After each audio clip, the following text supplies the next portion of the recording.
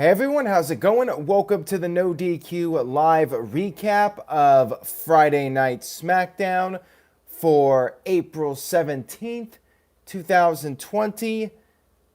Interesting show tonight. We got some matches set up for next week. We got matches set up for Money in the Bank. We have some breaking news regarding Money in the Bank, which I will get to in a few minutes. Shout out to everybody in the chat room for watching. Adrian with a $5 super chat, first one of the evening, says, so WWE is finally giving Tamina Snuka a push just like her dad pushed Nancy. Jeez, that is a harsh comment there, Adrian. I'm not going to touch that one with a 10-foot pole.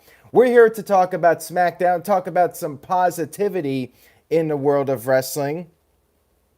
That was the groaner foul comment of the evening from Adrian. Hopefully that is not topped. Let's go ahead and get started with a moment of bliss. We had Alexa Bliss and Nikki Cross talk about winning the tag team titles. They had a toast with their coffee, and then they introduced their special guest, Braun Strowman, the WWE Universal Champion. Nikki Cross was very impressed with Strowman, said he had a nice match at WrestleMania. Spear, spear, spear, spear. Strowman congratulated the ladies for beating the Kabuki Warriors not once, but twice. And of course, we have the history between Braun Strowman and Alexa Bliss from Mixed Match Challenge, Team Little Big. Braun Strowman thought that Alexa actually got her a present.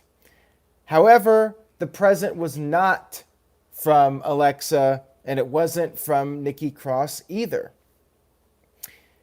Strowman opened up this present, and it was actually the mask that Strowman used to wear back when he was a member of the Wyatt family, the black sheep mask. I was hoping it would have been Strowman's own head. For those of you that do not remember, back in the day in WCW, Hollywood Hogan got this gift and he opened it and it was his own head. I would have loved to have seen that here, but this was a little bit of a reminder to Strowman, who earlier during this segment talked about how Bray Wyatt did not create him. Everything he accomplished, he did on his own. He knows how Bray thinks. Bray is a manipulator. But then the mind games continued here with the mask as the gift. And next week on SmackDown, there's going to be a special recap of Strowman and Bray Wyatt, their history with the Wyatt family and whatnot. Interestingly enough, for Money in the Bank, the match was officially confirmed. However, it's going to be Braun Strowman versus Mr. Rogers Bray Wyatt and not The Fiend. I guess this way Strowman can go over and then The Fiend can get a rematch as The Fiend, I guess. That's the only thing I could think of at this time. We had our first match of the evening, which was Sasha Banks versus Tamina Snuka, or Tamina. Not sure that she's going to be using the Snuka name on TV anytime soon. Probably never. Sasha Banks, before the match got going, offered Tamina a t-shirt. However, it was a small t-shirt, and Tamina wears extra large, so she attacked Sasha Banks. We had Bayley on commentary. She was talking about the fans, ripping into the fans, calling them stupid idiots. Paging Chris Jericho, a little bit of gimmick infringement there, but it's all good. Bayley started screaming at Tamina during the match, and then Sasha threw Tamina into the steel steps. Bayley was getting ready to use her shoe when all of a sudden Lacey Evans attacked Bayley, and this led to Tamina hitting the super kick on Sasha to pick up the victory and advance to the Money in the Bank ladder match. We're going to talk about that in a minute here, what's going on with Money in the Bank, so stay tuned. And by the way, cheap plug for the No DQ review. If you guys have not seen it yet, it's been getting great reviews, the No DQ review, well reviewed.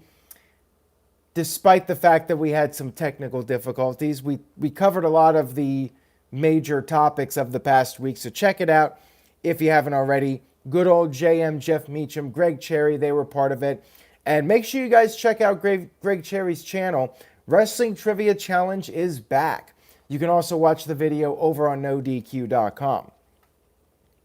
Now, backstage, Lacey Evans cut a promo, said that Sasha Banks got a taste of her own medicine.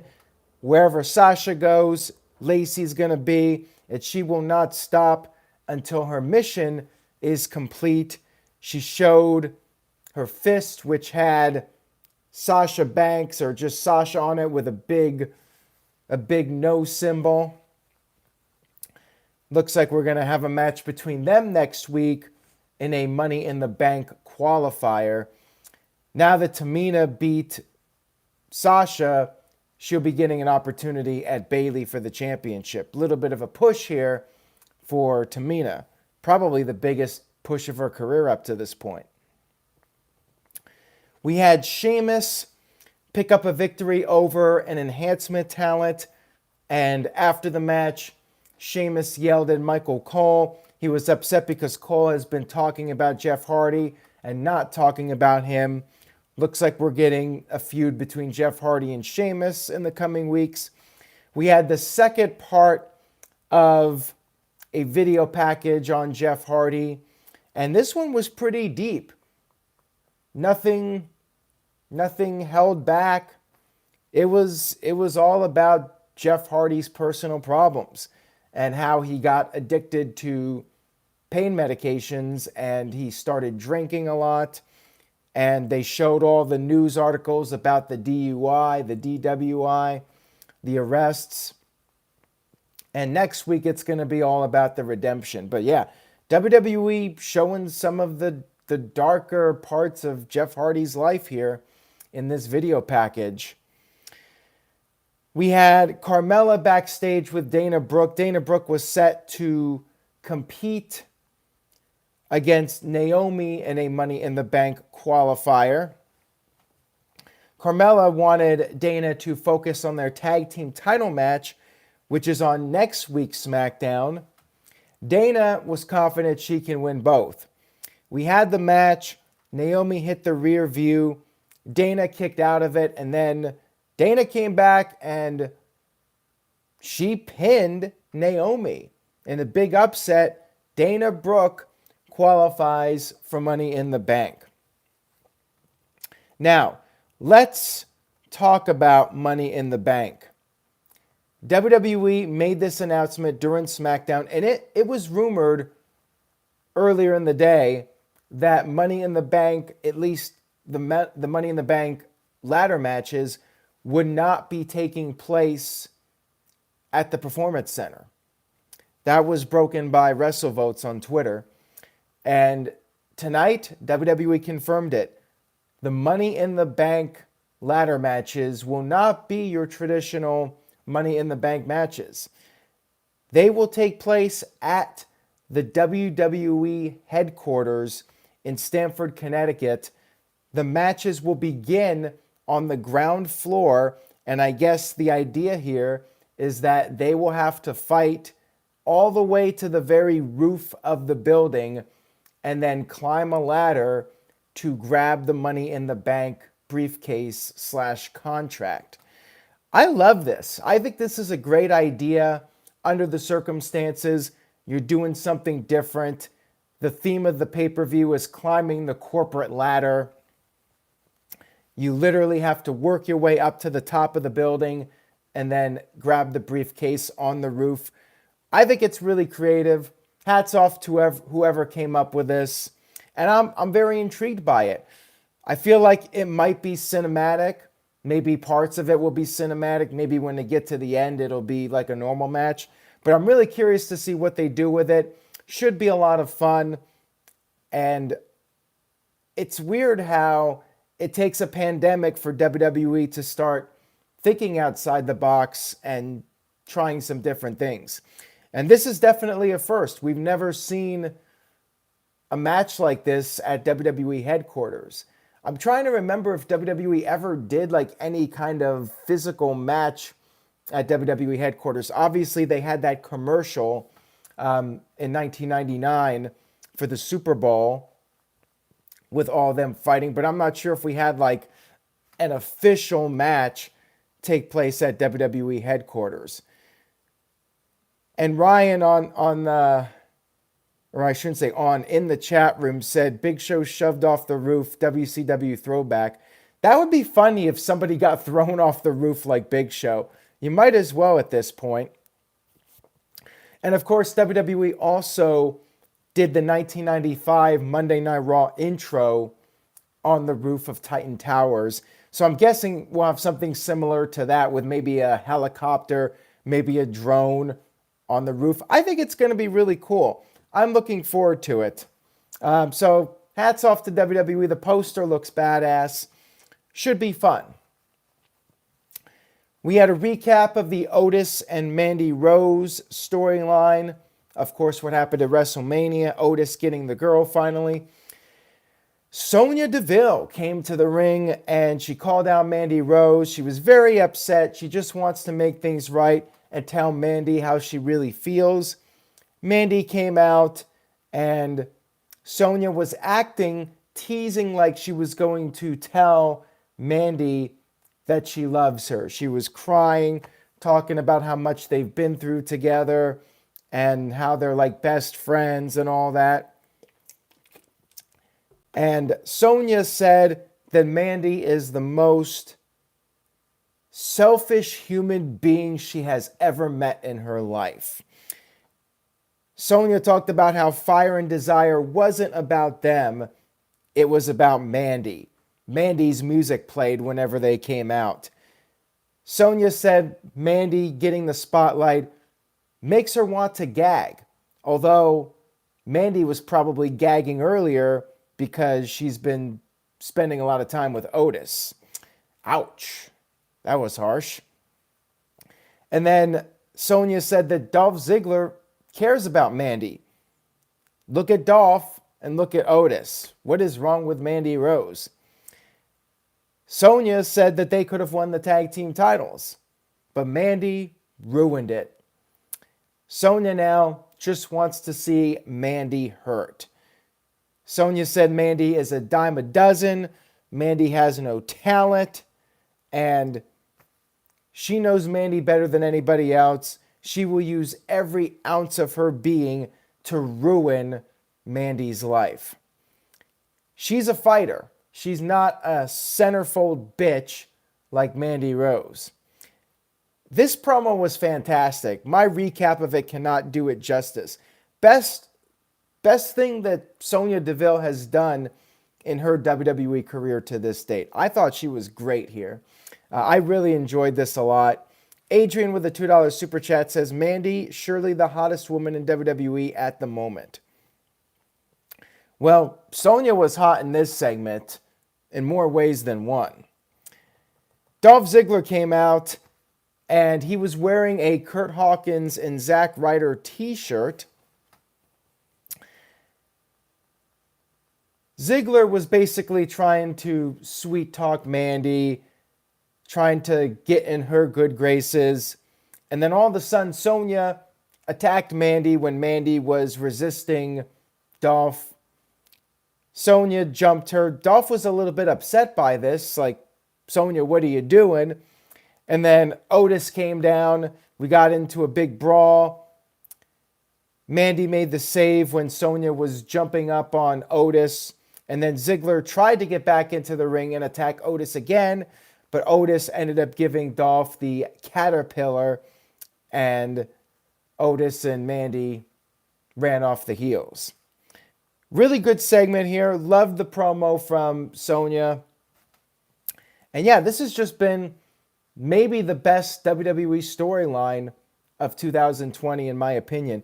Now, one of the writers who was involved in the storyline was actually released, one of the people released from the company earlier this week, which sucks, but I'm not sure if that person had anything to do with this SmackDown, but this was a really strong segment, and I'm glad they're evolving the storyline now and focusing it on Mandy and Sonya.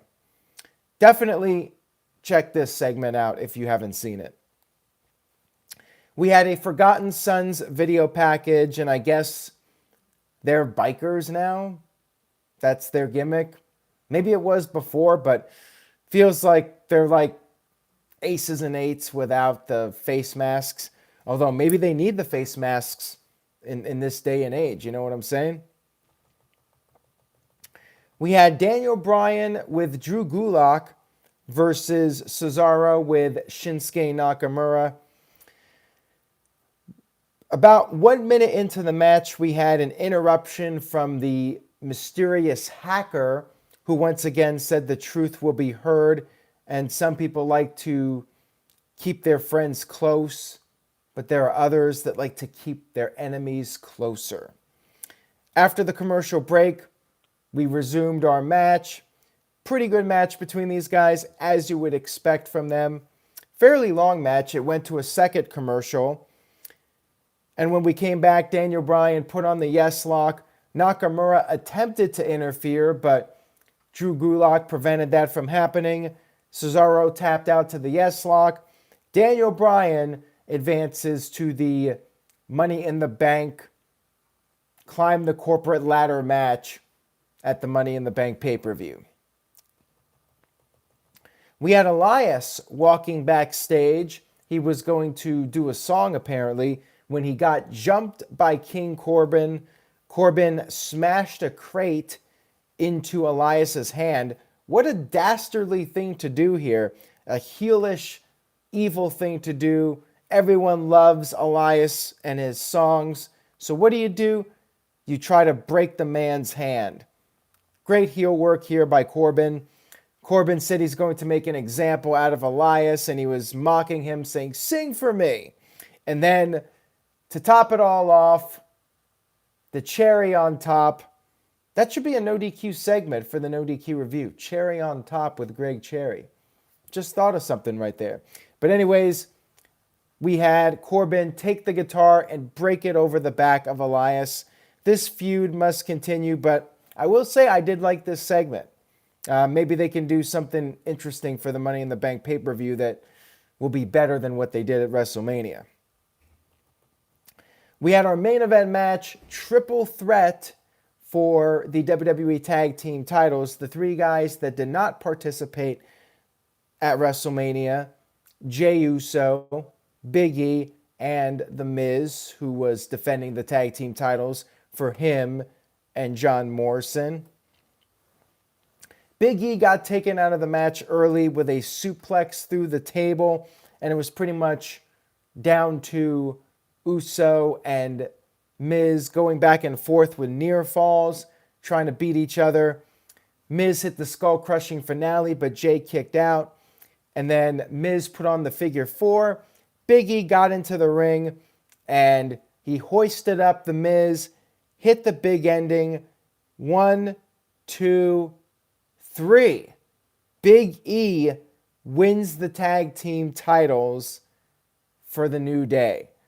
I was a little surprised by this. I was not expecting a title change in one of these singles matches, but here you go. New tag team champions. And Big E really did not do much. I think he did a few moves at the beginning of the match, got suplexed through the announce table, and then just came back in, hit the big ending, and won. So, little weird as far as I'm concerned. They are now 8-time tag team champions, which means they are, I might be wrong on this, but I'm going by what Michael Cole said. They are one away from, I think, tying the record, but I'm not sure.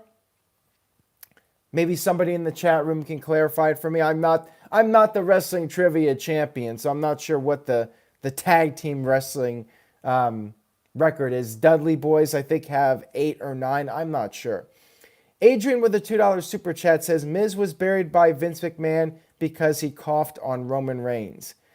You know, I don't know that for a fact, but I mean, that would make sense. This was really strange to me, this title change. Miz getting beat like this. I mean, maybe there is some heat on him for being sick. To this day, I'm still wondering how the hell did Miz even get into the building? If you got to have your temperature taken and a doctor check you out before you go in, like, wouldn't they have caught something? Like, say, hey, Miz is not right. We're not going to let him in the building. He got into the building and then it was determined he was sick. I'm still wondering what the hell happened there with that. Tony H with a $5 super chat. Thank you, Tony. He says, so if WWE continues these taped matches that are cinematic but are successful, what does that say for the future of WWE in general? Well, let me just say this. I do not think WWE will be doing cinematic matches on a regular basis once we get back to normal. This is something temporary. Now, if they end up being a huge hit, we might see one every year or so. Maybe WWE will bust one out every now and then, but I don't think it's going to be a monthly thing. Even in this era, I question if it's going to be a monthly thing. It might be, though. I feel like they're going to do something cinematic with these Money in the Bank matches and the next pay-per-view, which could very well end up being a no-fan show again. I mean, at this time, WWE is planning to do shows into early July with no fans, which would likely mean that the next pay-per-view after Money in the Bank, I think it's Extreme Rules, but I'm not sure. That will also be a no-fan show, and I could see them doing another cinematic match for that. Psycho Jet Black with a $2 super chat says, did WWE film multiple endings for the Money in the Bank matches? That I do not know. So what we know at this point is that WWE filmed something at the headquarters. It might have just been some promotional stuff for the pay-per-view. But they did film something, and it is confirmed now. They're going with it. They're going to do the Money in the Bank matches at their headquarters. Now, I forgot to mention that after Big E won, we had victory promos from Kofi Kingston and Xavier Woods via their homes. Kofi and Xavier were very happy. Xavier started plugging their podcast and all sorts of other things. So overall, I thought SmackDown was a really good show. I enjoyed it. Dare I say this might have been my favorite Raw or SmackDown of the empty building era to this point. It felt very much like a regular SmackDown, just without the crowd. But it moved pretty quickly. I thought the pacing of this SmackDown was quite good. And the 2 hours flew by for me. I was entertained. I would say was the best. I would say was better than AEW this week for sure. Better than NXT. I would go with SmackDown this week. Best show of the week. And it's too bad that WWE could not cut an hour out of Raw, at least for the empty building shows. Go back to 2 hours. The 2 hour shows just flow so much better, in my opinion. 3 hours, I mean, with a crowd, it was a chore to watch, and now it's even more so. And the thing about SmackDown, too, is it feels like they have more star power on SmackDown. It feels like you got most of the guys. Reigns is not there, but you got most of the big names. Raw feels like they're using a lot of people. Now, this isn't really a negative because it's good that some new guys are getting pushed, but man, Raw just, especially the last few weeks after WrestleMania, the last 2 weeks, feels like it's lacking that star power. Psycho Jet Black with a $2 super chat says, what if the virus affected next year's Royal Rumble? I mean, that would really suck for WWE. We still don't know when things are going to start moving back to normal, but again, I think it's going to come down to when there's a vaccine.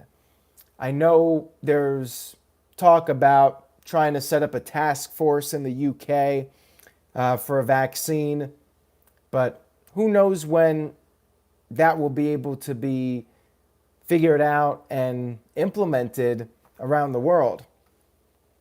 It could be a while. We really don't know.